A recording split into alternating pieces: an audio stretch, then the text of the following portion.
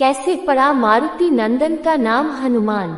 हनुमान जी को बहुत शक्तिशाली माना जाता है। कहा जाता है कि भगवान हनुमान एक ऐसे देवता हैं जिनकी आराधना से बड़ी बाधा तुरंत टल जाती है। बजरंगबली कलयुग के जीवित देव माने गए हैं।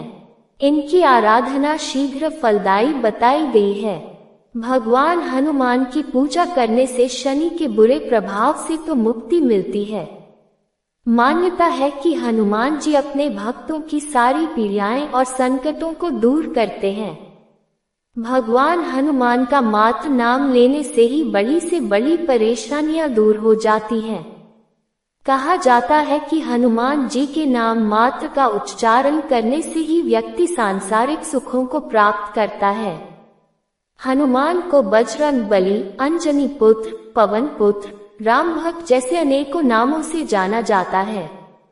लेकिन क्या आप जानते हैं कि मारुति नंदन का नाम हनुमान कैसे पड़ा? पौराणिक कथा के अनुसार हनुमान जी के बचपन का नाम मारुति था। एक दिन मारुति नंदन अपनी निद्रा से जागे और उन्हें तीव्र भूख लग गई।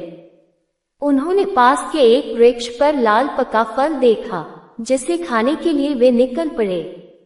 दरअसल मारुति जिसे लाल पका फल समझ रहे थे वे सूर्य देव थे।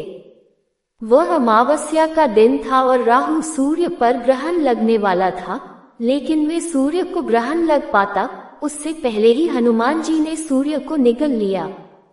राहु कुछ समझ नहीं पाए कि हो क्या रहा है। उन्होंने इंद्र से सहायता मांगी।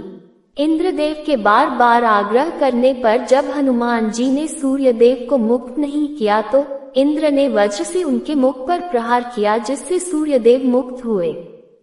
वहीं वज्र के प्रहार से पवन पुत्र मूर्छित होकर पृथ्वी पर आ गिरे और उनकी ठुड्डी टेढ़ी हो गई। जब पवन देवता को इस बात की जानकारी हुई तो वे बहुत क्रोधित हुए। उन्होंने अपनी शक्ति से पूरे संसार में वायु के प्रवाह को रोक दिया, जिसके परिणाम स्वरूप पृथ्वी पर जीवों में त्राही मच उठी।